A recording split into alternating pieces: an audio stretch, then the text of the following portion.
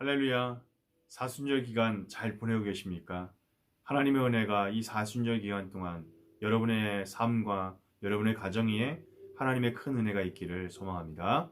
오늘은 사순절 네 번째 시간입니다. 함께 가자라는 제목으로 함께 말씀 나누겠습니다. 마가복음 1장 16절에서 20절까지의 말씀 제가 봉독해 올리겠습니다. 갈릴리 해변으로 지나가시다가 시몬과 그 형제 안드레가 바다에 그물을 던지는 것을 보시니 그들은 어부라. 예수께서 이르시되 나를 따라오라. 내가 너희로 사람을 낚는 어부가 되게 하리라 하시니 곧 그물을 버려두고 따르니라. 조금 더 가시다가 세베대의 아들 야고보와 그 형제 요한을 보시니 그들도 배에 있어 그물을 깁는데 곧 부르시니 그 아버지 세베대를 품꾼들과 함께 배에 버려두고 예수를 따라가니라. 갈릴리 해변을 지나가시던 예수님, 세례를 이전에 받으셨고 그 다음에 광야에서 마귀에게 싸움의 시험을 이기신 후에 주님이 가장 먼저 사역하시며 하신 일은 무엇입니까? 바로 제자를 삼는 일이었습니다.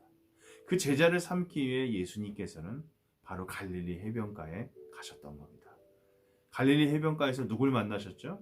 우리가 잘 아는 베드로, 안드레, 야고보, 요한입니다. 베드로, 안드레는 그물을 깃고 있었고요. 물고기를 잡기 위해. 그리고 나머지 두 사람은 배를 수선하고 있었습니다. 자, 예수님은 그들에게 단도직입적으로 나를 따라오너라.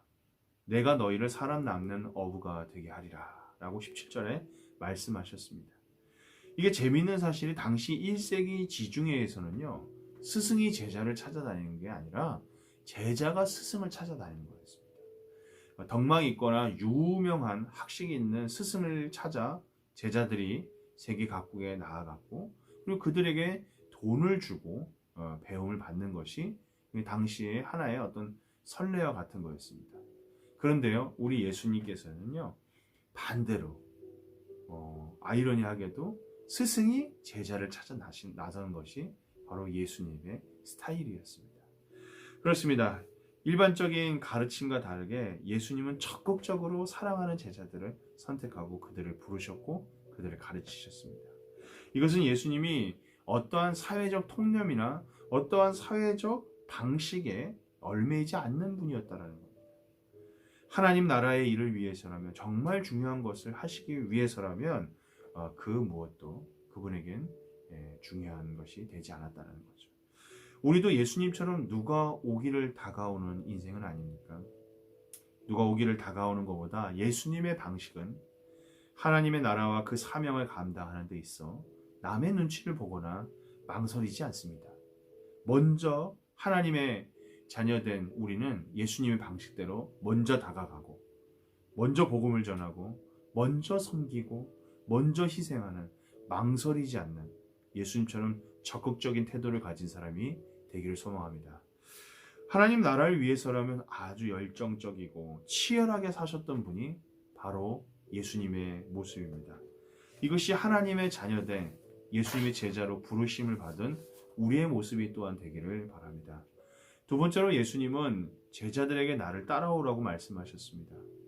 여기서 예수님을 따라간다는 건 단순히 어떤 지리적으로 예수님의 뒤를 따라간다는 게 아닙니다.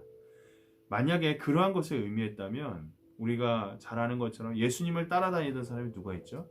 열심히 따라다니는 사람이 있습니다. 바로 종교 지도자들입니다. 예수님이 복음을 전할 때마다 딴지를 걸고 그리고 나중에 예수님이 채찍을 맞고 고난을 받으시고 십자가에 달려 죽으실 때 가장 애쓰고 예수님을 죽이기 위해 수고한 사람이 바로 종교 지도자들입니다. 그들은 열심히 예수님을 따라다녔지만 예수님을 죽이고자 쫓아다닌 거였습니다. 예수님의 제자들도 열심히 쫓아다녔지만 결국 고난이 시작되자 하나같이 모두 도망가게 됩니다. 단순히 예수님을 지리적으로 어떤 장소로 쫓아가는 것이 아닙니다. 예수님이 따라오라고 하신 말씀은 뭐죠? 단순히 성경 공부를 하거나 그냥 교회에 나오라는 것이 아니라 완전한 삶의 변화를 가지라는 겁니다. 예수의 사람으로 바뀌어야 된다는 거죠. 오늘 본문에도 제자들이 그물을 버리고 심지어는 배를 버리고 예수님을 따랐다고 말합니다. 무슨 말입니까? 예수님을 따르는 자의 진정한 모습은 육신의 정욕, 안목의 정욕, 이생의 자랑을 다 포기하고 자기를 부인하고 자기 십자가를 지고 예수님을 따라가야 한다는 겁니다. 그러기 위해서 우리가 예수님을 믿고 따라간다고 하면서도 여전히 버리지 못한 세상의 그물과 정말 얻고자 하는 물고기는 무엇인지, 정말 우리는 예수님을 왜 따라가는가를 곰곰이 생각해 볼 필요가 있습니다. 또는 예수님을 따르면서 내가 여전히 버리지 못한 것은 무엇인가. 만약 우리가 예수님을 따른다고 하면서도 여전히 내려놓지 못한 것이 있다면, 물론 치열하게 우리가 살아가야 되고 치열하게 영적으로 우리가 스스로를 돌아봐야 되지만, 어쨌든 우리가 이 버리지 못한 것들이 있다면, 여전히 세상에 다른 것을 갖고자 한다면, 결국 우리 또한 2000년 전 예수님의 제자들이 실패했던 것처럼 작은 고난과 어려움에도 우리는 예수님을 부인하고 도망치게 될지도 모르겠습니다.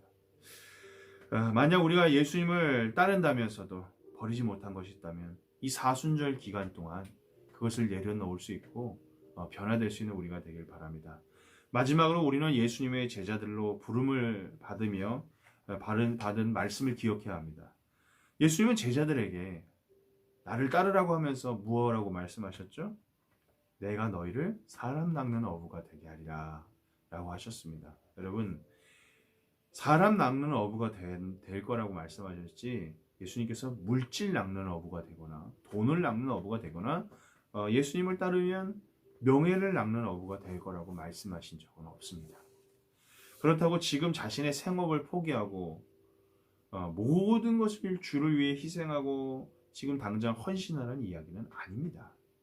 정말 중요한 것은 주님 앞에 주저하거나 되돌아보지 않는, 고난 가운데서도 믿음을 저버리지 않는 신실한 마음을 가지고 주의 사람으로 우리가 삶의 자리에서 살아가야 한다는 겁니다. 기억합시다.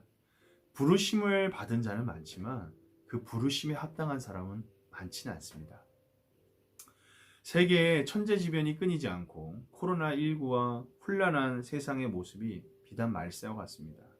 이러한 때에 마귀는 우는 사자와 같이 자신의 작살로 영혼들을 물고기처럼 찍어서 지옥으로 끌고 가려고 합니다. 구약에 보면 아모스는 이스라엘 백성들이 쇠사슬에 묶여 바벨론에 끌려가는, 포로로 끌려가는 장면을 어부들이 작살에 물고기를 깨어 짊어지고 가는 모습과 동일하다고 이야기했습니다. 그렇습니다. 지체할 수 없습니다.